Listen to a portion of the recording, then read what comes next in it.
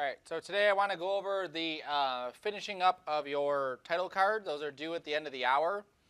I'll go through that whole process of making the movie. I did go over that last time, but I'll do that again. How to package it up, how to turn it in, and then I'll start the next assignment. For those of you who do get finished with the title card early, you'll have something to obviously work on for the rest of the class. Cool? Alright, so I'm going to use this one as my example for basically where you would typically be at the end of your assignment. And there it goes. Okay, so it starts off completely black. There's nothing on the screen. Something happens. Our title card comes up. Our information is there. It's visible. And then it all goes away at the end. Okay? All of your title cards should have that same flow to it, where there's nothing, something, and then nothing again. Okay? Right now, there's no motion blur on any of this, so I'm going to grab all my layers, make sure my motion blur is checked on, make sure the motion blur button is checked here, and now when I hit play, I get motion blur. Okay, and you can see it like right there. As the titles are coming in, you can see the blurriness of them. That's what makes it blurry, and that's what makes motion blur happy. And it goes away. Okay, so that's it. That's all you have to do for that assignment as far as what the stuff is. If you want to start learning how to polish your stuff and make it a little bit fancier, a little bit better, the next step is something you can do, just a couple things you can do to make it kind of look more finished, more polished. This already looks super awesome, but we can make it more super awesomer. I'm going to go to my comps. I'm going to find this one, title card together. Title card together. I'm going to drag this onto my new comp button, and what that does is it takes that composition and puts it into a brand new composition. Okay, so basically I have a flattened out version of my title card right there, and it's just easier to do what I'm going to do if it's all flattened out. You can still get to it if I double click. It'll still bring me back to that composition. I can still tweak it and modify it and whatever, or I can go right back into it, and now I'm back to the flattened version. So one thing I'm going to do to this is I'm going to add a vignette. Does anyone here not know what a vignette is? Okay, so a vignette is basically a darkening around the edges of your stuff. If you've ever seen a movie, usually like Michael Bay movies have these a lot, or a lot of movies use them, commercials use them. You want to basically soften or darken the edges so that our focus is brought more towards the center. Okay, so I duplicate that layer so I have a copy of it, and then under my switches and modes, I'm going to set my mode to multiply for the top one.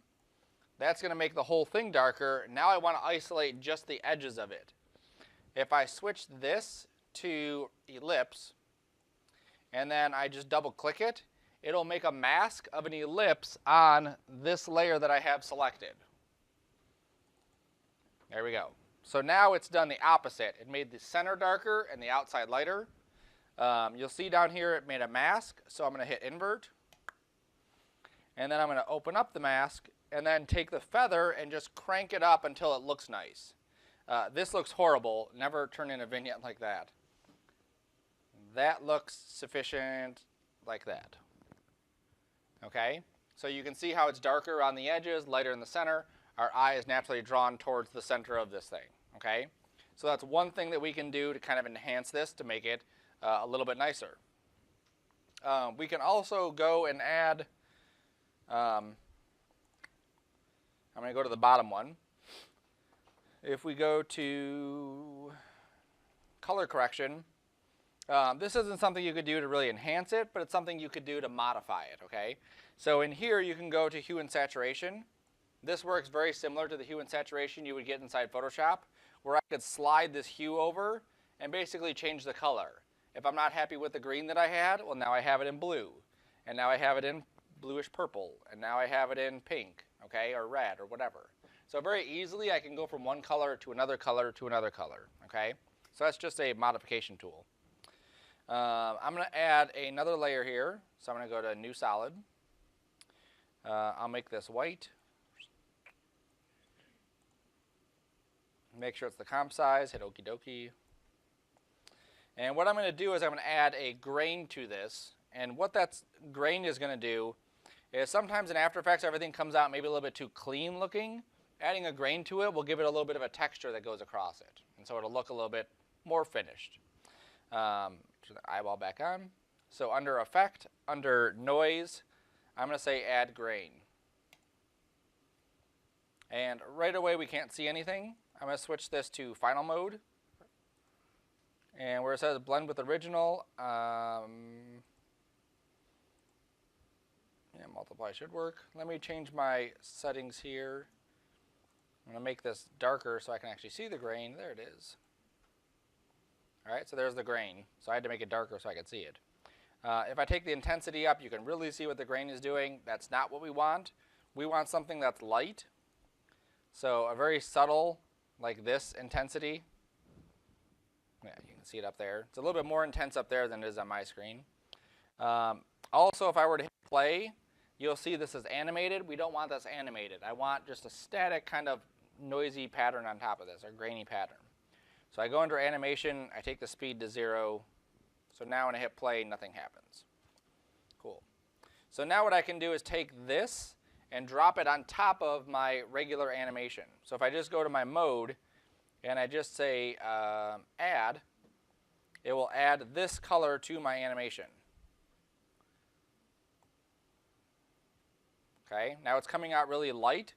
If I turn this off, turn it back on, you can see it totally changes it because this color is too bright. So I'm going to go to the color settings and make it black, hit OK. And so now if I zoom in, you'll see there's a little bit of grain on top of what I have there. All right, and so that will make this appear a little bit more texturized, a little bit more likable of an animation because it feels like it has a little bit more to it than just flat imagery. Okay. As we get further into the class, we'll learn how to add other textures to it where we can really enhance it and customize and tweak what this is going to look like. Sweet. So whether I did this, which is the optional part, you don't have to do that, or I stuck to my original one, which was this one, the next process is going to be exactly the same. I'm going to go to the one over here. I like that one a little better. I'm going to go to File, Export, and I'm going to add this to the Media Encoder queue. If you remember, Media Encoder will take, on these stations, it might take 10 minutes to open up. Let it take 10 minutes. Just sit back and relax and wait for it. But just be aware that class ends at 11, so you don't want to start this at 10:59 and 59 seconds. Okay? Also, when Media Encoder opens, it may take 2 minutes for it to load your project, but it will load your project. People in the earlier class were very impatient. They clicked it like 10 times, and they had like 10 different things show up, and they have to go through and delete them all, and that's just extra work. Okay? On your home computers, once you've opened this one time, it should go a lot quicker. Also, you don't have the same plugins, so as it opens Media Encoder, it's also loading all the plugins from After Effects so that they can still work together. So this is Media Encoder. Over here, we're waiting for something to pop up.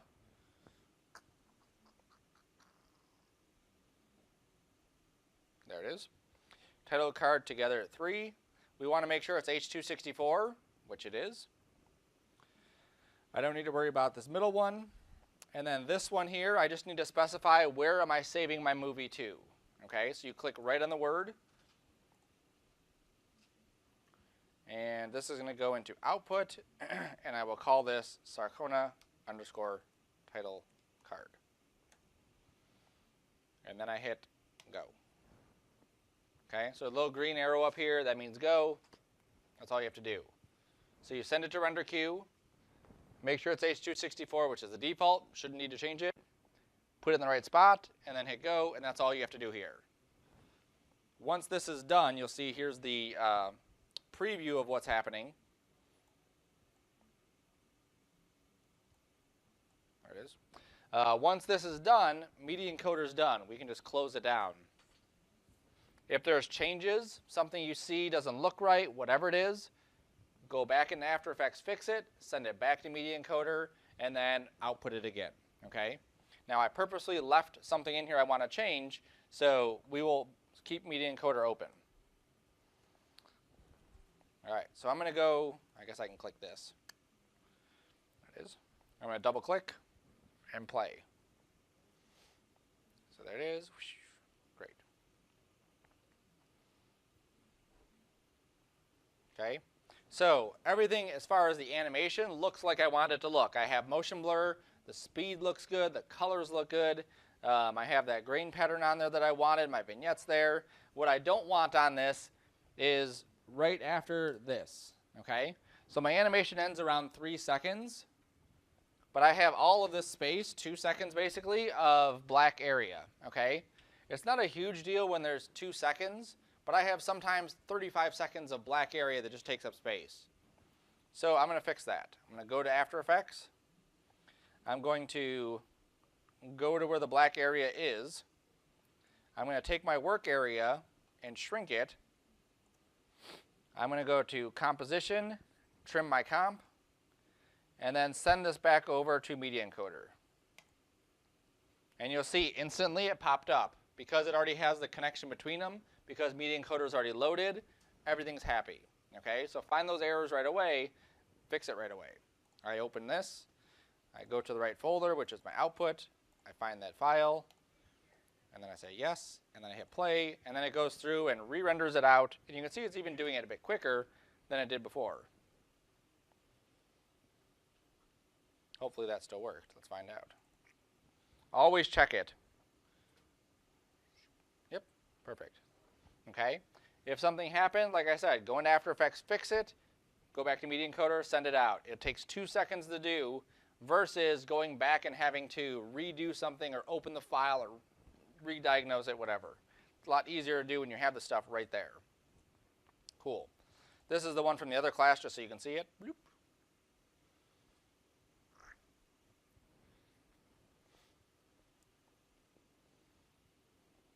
Cool. All right, so turning stuff in. This is your project folder for title card. So I'm going to take this folder and I'm going to copy it to my desktop. Then I'm going to go through here and just delete all the stuff that I don't need. So in each one of these folders, if there's anything I don't need, I'm going to delete. So inside my title card folder, I know that I have this. Anytime you do a Media Encoder thing, this will pop up. I don't need that file. So we can delete that AME one that comes up. I obviously need this. That's our After Effects project. I'm going to rename it Final.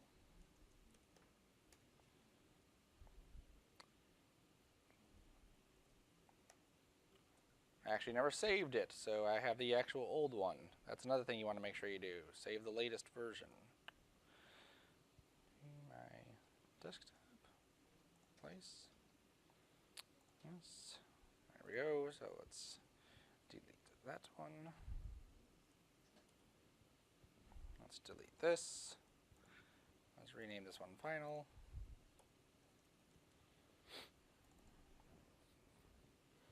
I'll double click this and make sure that I have everything organized here so there's nothing outside these folders.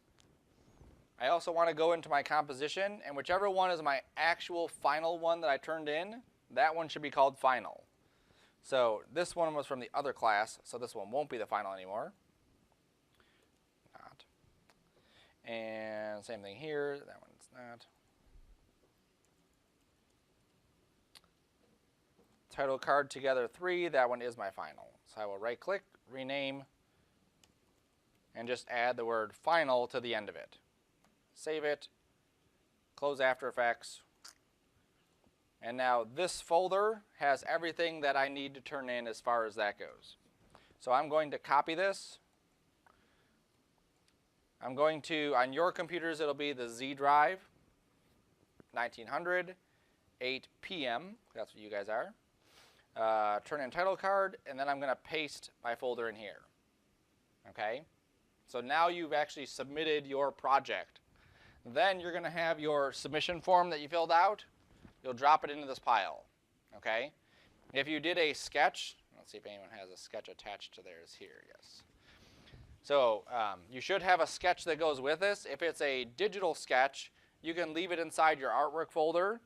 If it's a traditional sketch, you can just leave it here. So you can make a copy of it, take a picture with your phone, scan it, whatever you want, and just attach it to that. Even if your sketch is not exactly what your end one turned out to be, that's fine for now. As you get more comfortable with understanding what animation is and how it works, your ideas at the beginning of this may be huge, but when you get into the software, you realize you don't have the skills yet, so you kind of downsize it. That's fine. By the end of the semester, you should be pretty close to, I know what I can create, I sketch it, and then I go into the computer, and then I animate that, okay? So your sketch should be there, turned in, and your stuff should be turned in. That's all for that assignment. Yes, ma'am? I don't want you tearing off the page. If you just take a picture with your phone and then just print it here, that's better. Even if it looks like a crappy picture, that's better than ripping out your sketchbook. Okay? Any questions on how to turn this in? Yes, sir. Can you go over where exactly you turn it in again? Yep. So on your computers, you have a Z drive. It says, let me get the name exact. It says SR127. So when you open up your computer, it'll say SR127 something something. That's in here. This is the 1900 class. This is the 8 p.m. class. And then you just drop it into the title card turn-in folder. Cool. Any other questions? No? All right.